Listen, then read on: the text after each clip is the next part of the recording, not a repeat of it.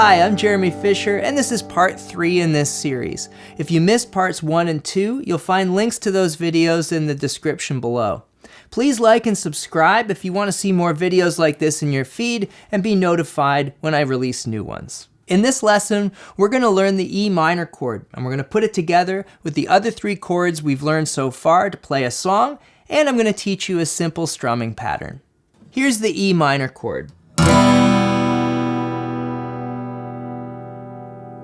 So you'll see in the chord diagram, I'm playing all the strings. I've got my 6th string is open, and I've got my index finger on the 2nd fret of the 5th string, and my middle finger on the 2nd fret of the 4th string. The rest are all open.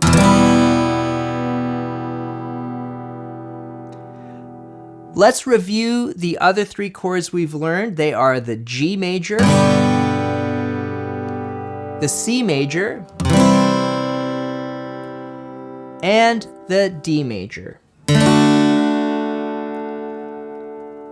So if we put these 4 chords together, one of the most common progressions you will find goes G major,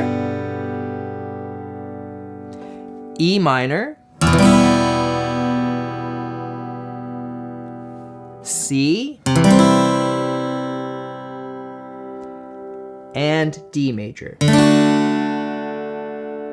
And to put them together strumming, they sound like this.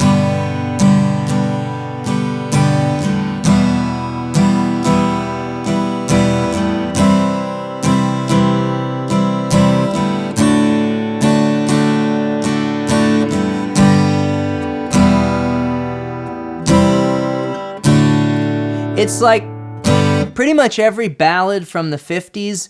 Heart and Soul is a similar chord. It is this chord progression, but in a different key.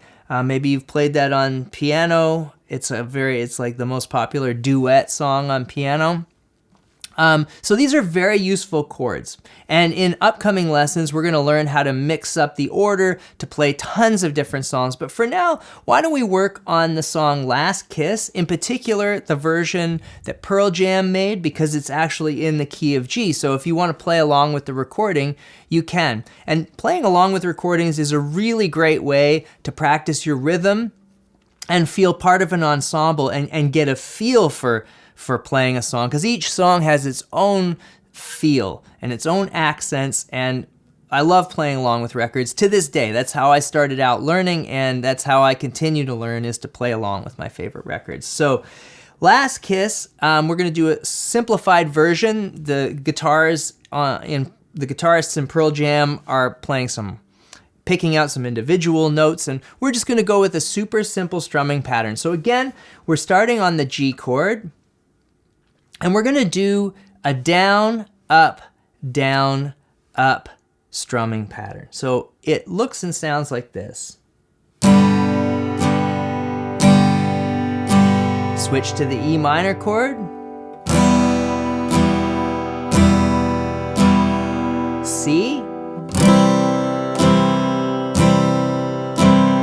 D. All right, without talking this time, and I'm going to fluidly go through them.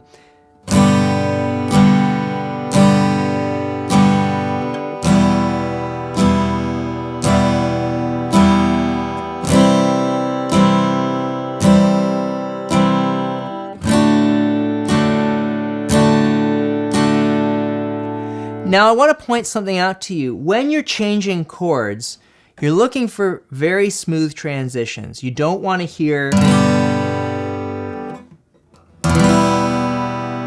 breaks like that in between the chords. Now, you might be leaving breaks between your chords right now, and that's totally okay. So be patient with yourself. Remember to go slow. But I'm going to show you a couple of things that you can keep in mind as you're working on those transitions. When I play my G chord and then transition to my E minor chord, I'm not going to pick up my index finger because it stays in the same place. I'm just moving, I'm taking my ring finger right off, and I'm moving my middle finger to the 2nd fret of the 4th string. So that means that note's gonna ring out the whole time, and that's really gonna smooth out the transition between those two chords. Okay, let's look at it one more time. Keeping this index finger down. And now we're gonna use that same technique, but this time we're gonna keep the middle finger where it is, and the index will move over to the first fret of the second string, and the ring finger will find its place on the third fret of the fourth string. So again, we're gonna have that note that rings out the whole time and helps smooth the transition out. So watch again from E minor, lift up the index, and keep that middle finger down. Let's just go back and forth between those two.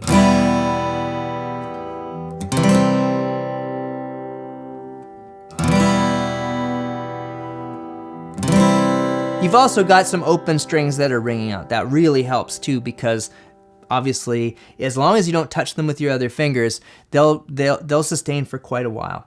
Okay, and then going from the C chord to the D chord, we don't have any strings ringing out. Open strings, we don't have any common tones that we're already fretting, so we just gotta pick up our hands and go to that triangle shape.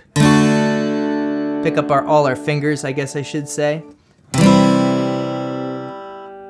But we do want to leave that open, at least my open G is still ringing out as I transition. So one thing you can focus on is, even though you're picking up all your fingers, when you practice taking your hands off the fretboard, but keeping that G, and actually my high E is my first string, sorry, the third string and the first string are ringing out until I get that D chord fretted. And go very slowly to ensure that you're taking your hands off in a way that you're not touching those strings to mute them, because if you touch them, they'll stop ringing. So that's what I really want you to focus on right now, is getting smooth transitions between the chords, as smooth as possible. Again, be patient with yourself, go slowly, and review and repeat over and over and over again. You know, maybe for 10 minutes today, you'll just work on transitioning from this chord to this chord,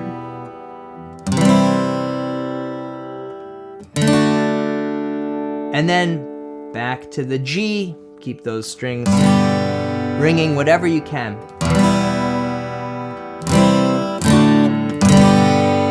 Remember to go slow and be patient with yourself.